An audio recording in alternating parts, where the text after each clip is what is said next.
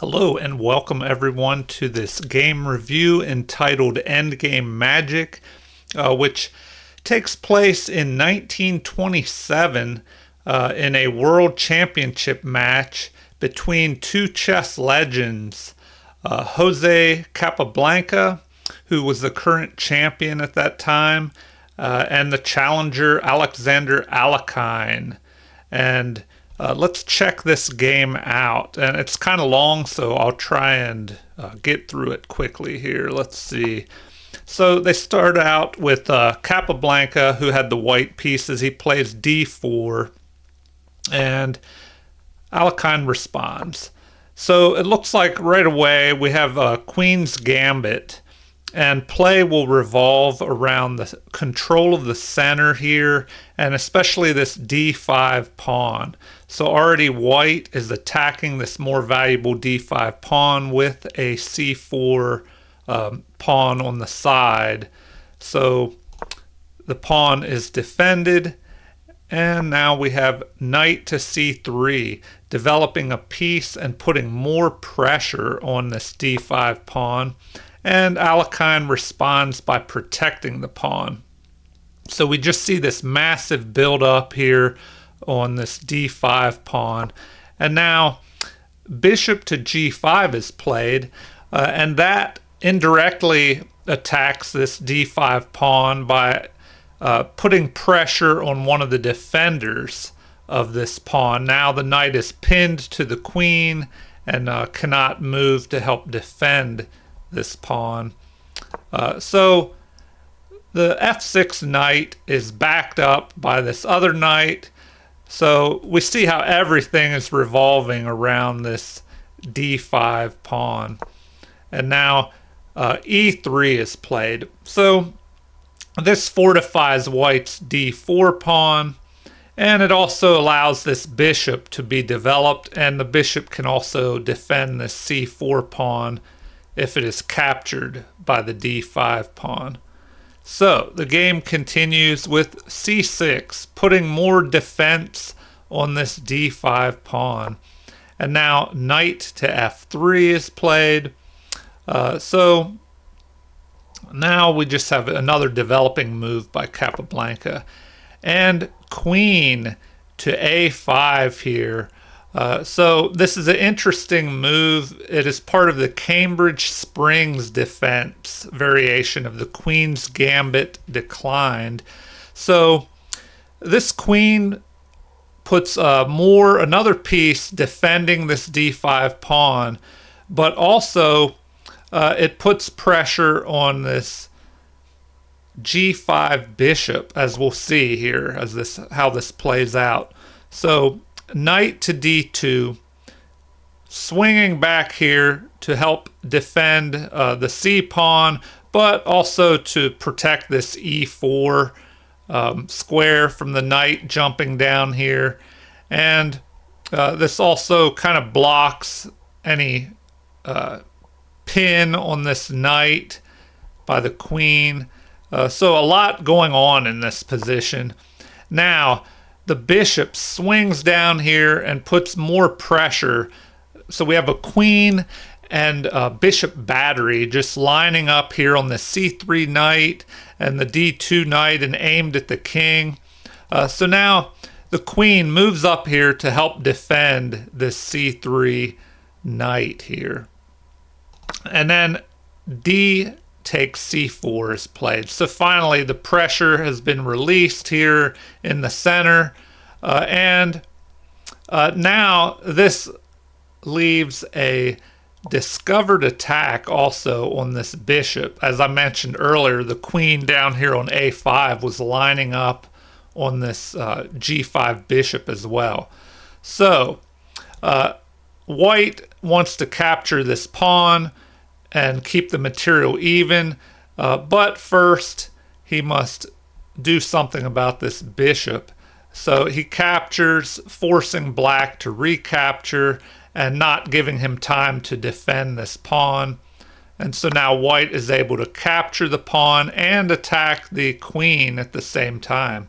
So the queen is forced to retreat, and this is a good square for the queen.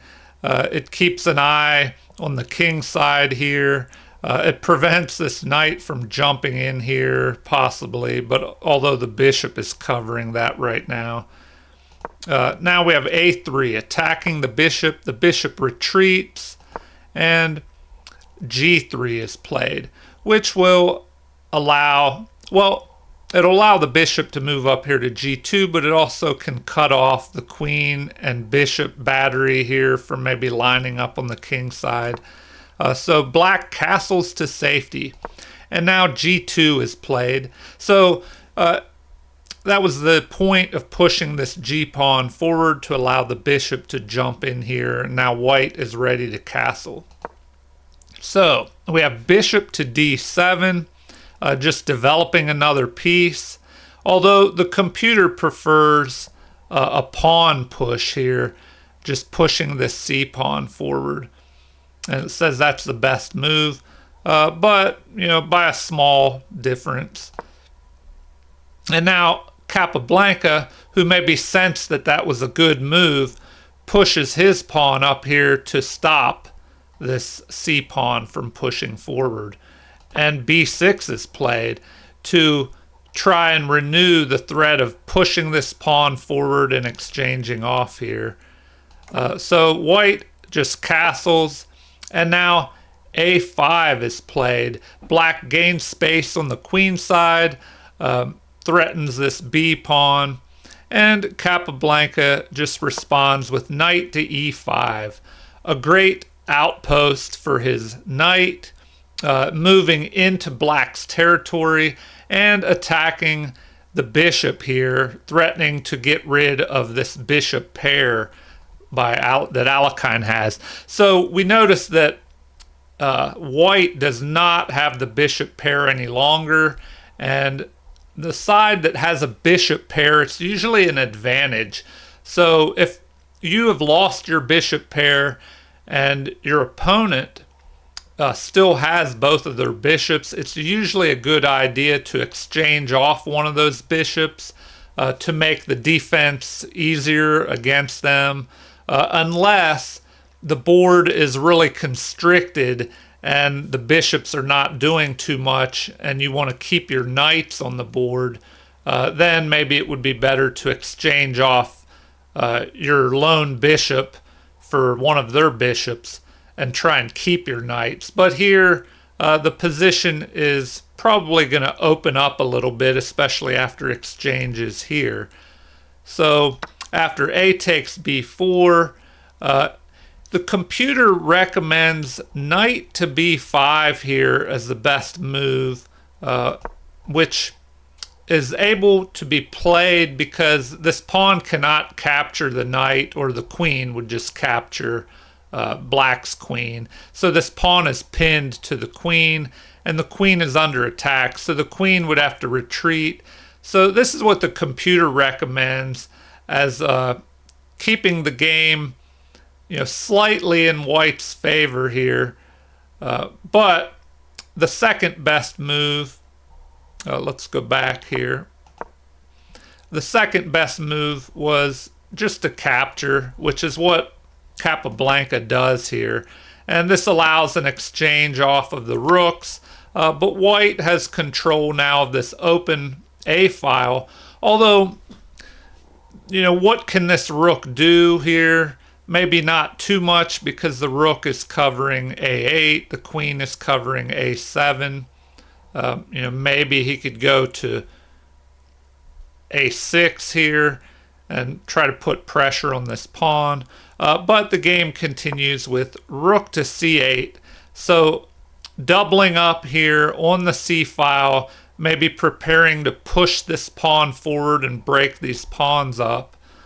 So Capablanca, he responds by getting rid of Alekhine's bishop pair, and excuse me, the queen recaptures, and now we have the knight jumping over here, threatening a fork on the rook and the queen.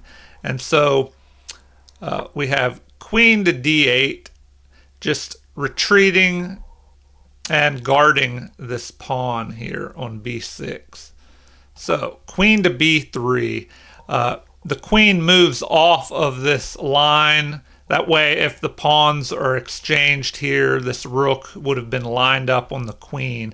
So it's always a good idea if a rook is lined up on your king or your queen, or a bishop is lined up on a more valuable piece.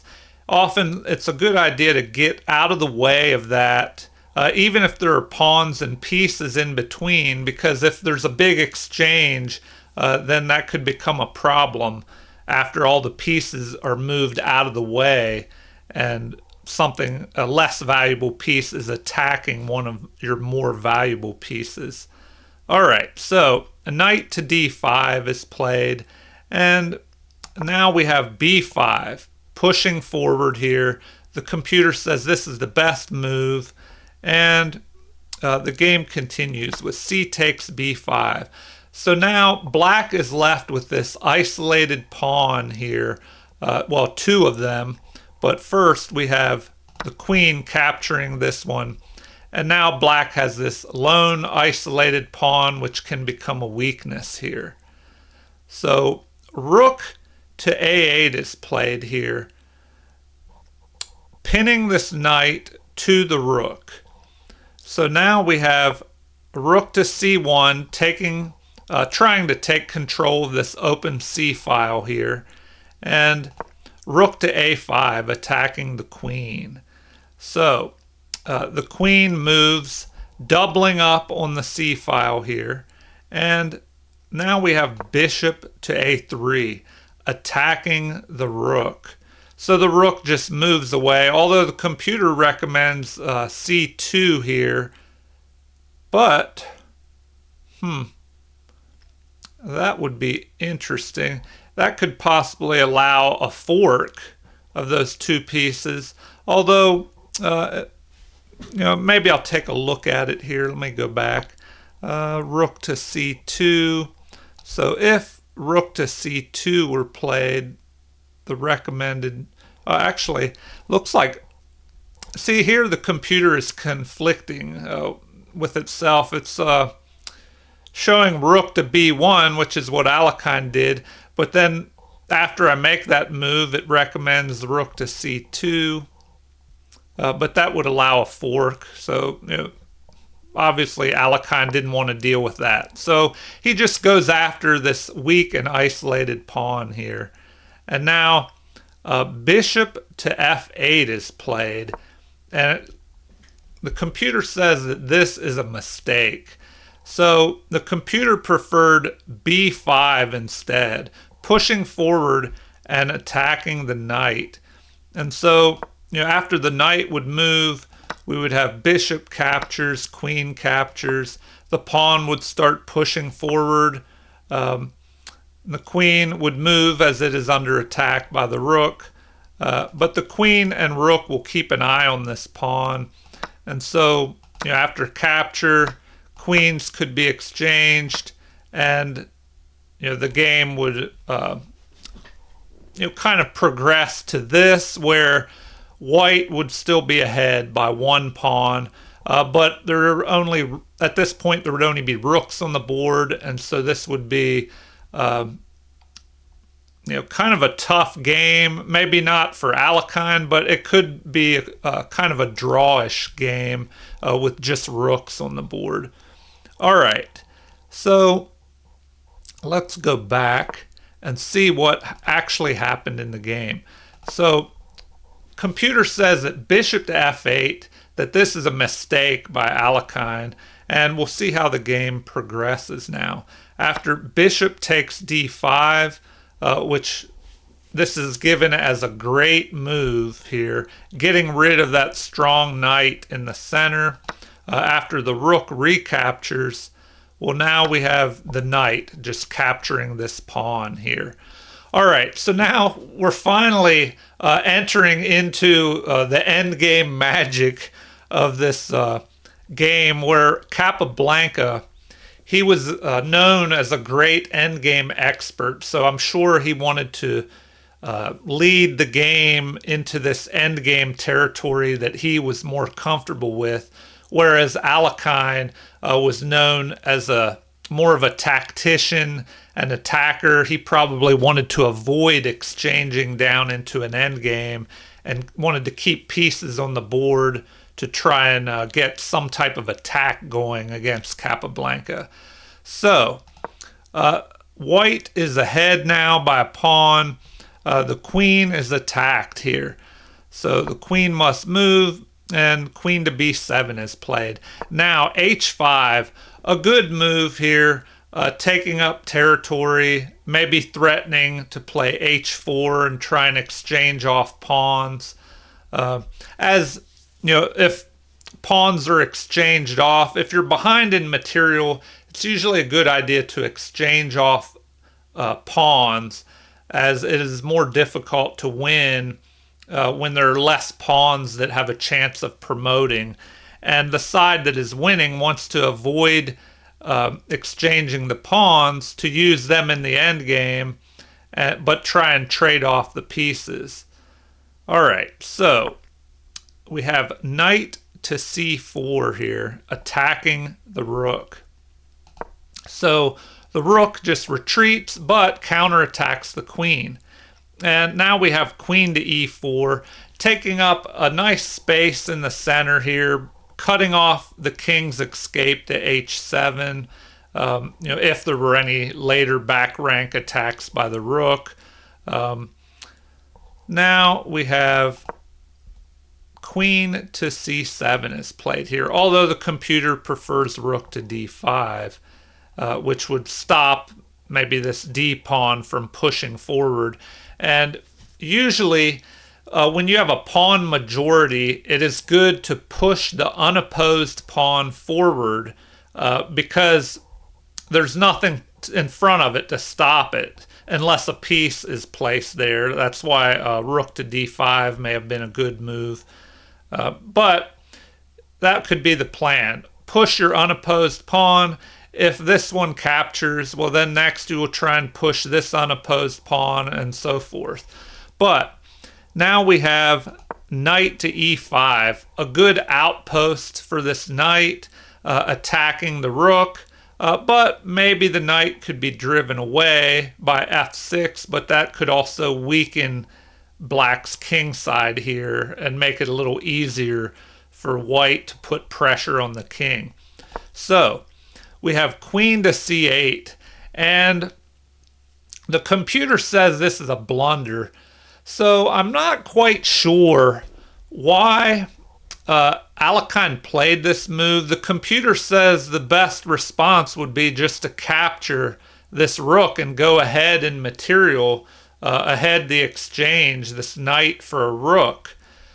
But we see in the game that king to g2 is played, and now the computer says that this is a miss, that once again this knight should capture the rook here, and Capablanca did not do it.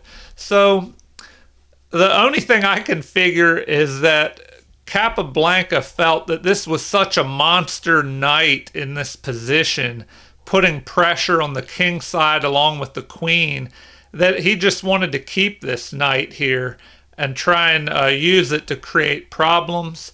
And also, usually if the rest of the game progresses with pieces being traded off and a knight, let's say the rooks and the queens were traded off, and then it was just a knight versus the bishop with an extra pawn, maybe that's what Capablanca was aiming for, but I don't know. The computer just says that the rook should be captured and just go ahead in material, and that's probably what I would have done.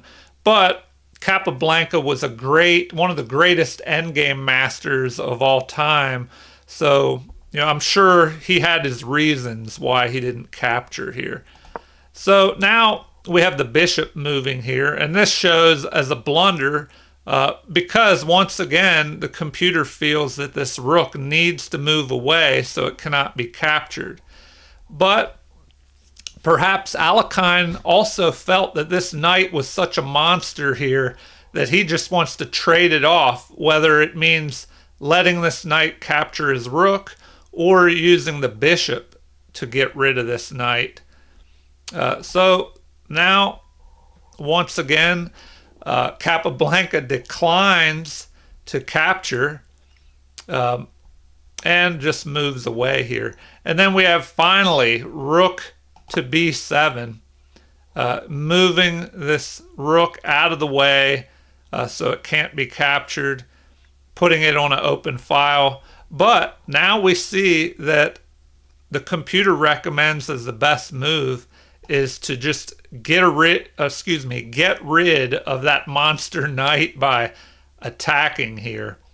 And then the queen would just recapture, and then after this move, we would just go into queen and rook endgame with this pawn, and the computer still gives this as white, being ahead by this one pawn, but it prefers this, I assume, to what was actually played, which was rook to b7, and then we have the knight retreating to avoid being traded off.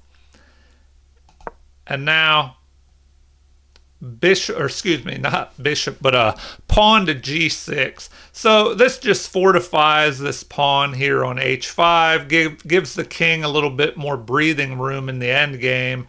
The bishop, I guess, could swing back around and jump into g7 and help defend the king. But now, rook to a6 is played, attacking the undefended bishop. So the bishop moves back to f8 here, probably, well, one, protecting the king, but, it could also swing over here to g7 or h6. But the computer preferred bishop to b8 instead, which would keep an eye on the king side over here and these pawns. So perhaps that was a better move, and the computer does prefer that. All right, so rook to e6, attacking the queen, and now a block, and the rooks are exchanged. So now the queen, the knight jumps back up to e5 here, taking up this great outpost, and maybe daring black to push his pawn, not now, as the queen would just recapture here, or capture here with check, and just go up another pawn. But in the future, maybe this knight would tempt this pawn forward and create more weaknesses on the king side. So the bishop moves here, threatening to get rid of this monster knight. And now we have queen to a8 check. The king retreats and runs down into safety here on h7. And the knight just moves down here, avoiding the exchange. So bishop to f6, kind of guarding, cutting off the knight, preventing the knight from jumping up here with check and causing problems. So the queen moves up here to a6, although here the computer preferred knight to d2, and from there maybe it could jump up to e4 and attack the bishop. But perhaps Capablanca wanted to keep this knight here to block any checks, although the queen is also covering these light squares up here to prevent black from checking white's king. Okay, so king to g7 is played, fortifying the bishop, and now we have the queen jumping down here to d3, so maybe to reposition up to e4. But the queen cuts off white's queen from repositioning to e4, lines up on this diagonal on white's king, and pins the knight to the king. So e4 is played to block the queen and to start marching these pawns forward.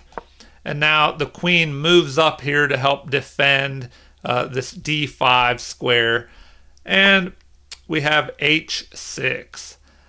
Just pushing forward, perhaps waiting to see what Alekhine will do next. and the queen just retreats backwards here.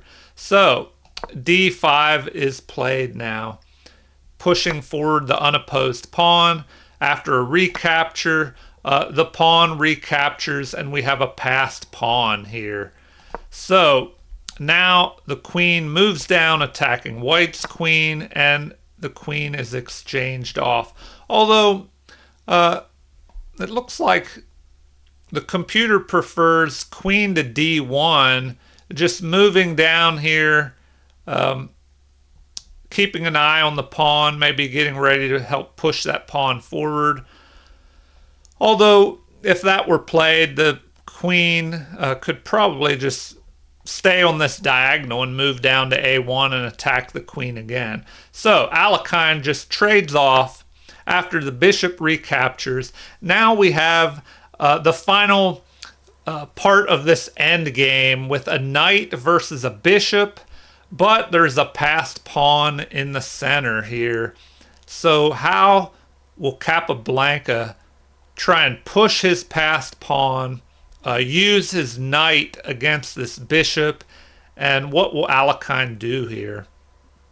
So king to f1 is played, getting ready to maneuver the king around his pawns and get into the action. So remember, in endgames, it is always important to activate the material that you have. Use your king in the endgame as long as it is not in a position where it could be in danger. But we see here, Capablanca was very good at getting his king into the action in the endgames. And Alekhine responds by moving his king. And we see here, this is very interesting, how Capablanca has cut off this e5 square, so the king cannot move there to chase or try and capture this pawn. The pawn itself is cutting off e6, so the only option is for this king to maybe maneuver up to e7 and try and get in front of this pawn and attack it. So Capablanca just moves his king up, and now we have this move here, bishop to b4, cutting off an advance, or trying to hold this pawn back from being able to move forward. And now we have knight to d3, or excuse me, d4. And we'll see why this is such a good move here. Now, we see that the king cannot move here to e5 and try and attack this pawn, as if that would happen, king to e5, well then we just have knight to c6. This would be a blunder by king to e5, because now the fork here would pick off the bishop and white would be winning. So after knight to d4, we have bishop to c5, attacking the knight. And the knight remaneuvers now, and the knight does an excellent job here of cutting off the black king. Now the king cannot go to e5 or e7 because of the knight, and the pawn blocks the e6 square. So this knight is, or excuse me, this king is cut off here from moving towards this pawn. And now we have king to f5. He decides to come forward and maybe try and attack the pawn from the e4 square. But king to f3 is played. So once again, Capablanca does a great job of cutting off the enemy king with his own king here. And so what can Alekhine do? He just backs up here. And we have g4. Pushing the pawn forward, cutting off this f5 square for black's king. And now after exchanges, the king moves to g5, and the computer says this is a mistake here. So, and the evaluation jumps up to over +2 in Capablanca's favor here, and it looks like b6 would have been best. And if we go back, let's see here. It looks like bishop to b6 or bishop to d6 would have worked, but the computer prefers bishop to b6 to try and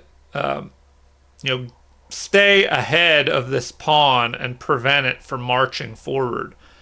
But now, in the game, after king to g5, the king is kind of out of position over here, getting too far away from this pawn that could try and march forward in the future.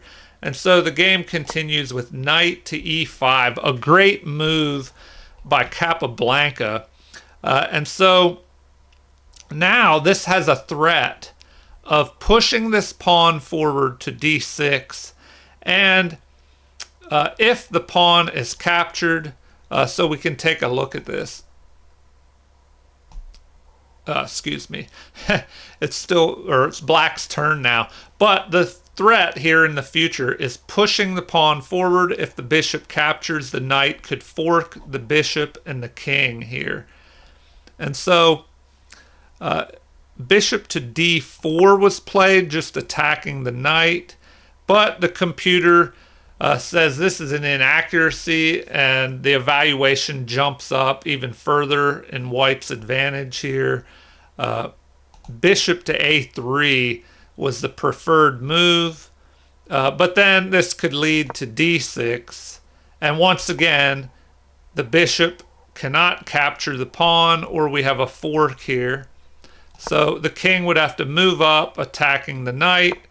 But now the pawn just pushes forward here. If the knight is captured, well, then the pawn promotes to a queen. And so the king moves up to stop that. And now the knight is able to just capture this pawn. And so after the king captures, we have check, another fork, and then this pawn would be picked off. And in this position with two extra pawns, Capablanca should have enough of an advantage to push his pawns forward and be able to promote one of them. So, to avoid all that, it looks like Alekhine instead just attacked this knight immediately, but then after a capture with check, we have king to f6, the king retreating over here to d8, which will give this knight more chances. If the king tries to come down here and attack the pawn, then there's a fork here, and once the minor pieces are exchanged off with this extra pawn, white should be able to win the game. So bishop moves again to attack the knight. The knight moves to c6. Once again, the knight and pawn duo are cutting off the black king and preventing it from moving towards this passed pawn. So after bishop to c5, to try and prevent the pawn from moving forward, we have king to f4, and now the bishop captures here. But this is an inaccuracy, and we see after this, the game is pretty much over. It jumps up in white's favor, and he is winning here. The computer preferred g5, pushing the king away here, and the king would retreat to protect his pawn. But if we look at this, white is still ahead here by quite a bit and should win this game. So let's look at how the final continuation of this game went down. So we have white pushing the black king back. So the king retreats. The knight jumps in with check. Now the king moves over here to try and stop this pawn, but another pawn is captured and with check. So the king moves over, and so does the king to keep an eye on this pawn, and the bishop moves up to put more defense on this pawn, or excuse me, on the square in front of the pawn here. And now the game finally continued with knight to f4, blocking out the bishop. And of course, the bishop cannot capture, or one of these pawns will promote. And then the king just moves over. White moves forward here, so activating his king even more. And it's kind of funny that he moved up to e5 and allowed a pin of his knight on the king here. And so the bishop just moves out and wants to reposition so it can get up here in front of these pawns. But we have d6 being played, and now the game is completely lost for black here. So the king tries to block that pawn, but the other one moves forward. The bishop moves up here to attack one of the pawns, but now we have the king just moving over here, and the bishop cannot capture this pawn as the other one would have marched forward. So the king moves over here to try to keep an eye on both pawns, but there's no way to do that. So d7 check. Now, if the king tries to move, this pawn would push forward. And so here, Alekhine resigned on move 70, and the game may have continued with the king moving here, but then promotion to a queen, king captures, and the other pawn just presses forward and promotes here. And then the game would just continue with this queen checkmating. Anyway, that game was quite long, 70 moves, but it was very interesting to watch Jose Capablanca, an endgame expert, maneuver his knight and his king and use his extra pawn advantage for the win in that endgame. And so we see how even Alekhine, one of the greatest attacking players of all time, how Capablanca just kind of neutralized Alekhine's game, traded off pieces, and won in the endgame. Well, I hope you enjoyed this Endgame Magic video featuring Capablanca versus Alekhine in the 1927 World Chess Championship. If you enjoyed the video, please like and subscribe, and feel free to leave any comments or suggestions. Thank you, everyone, and have a great day.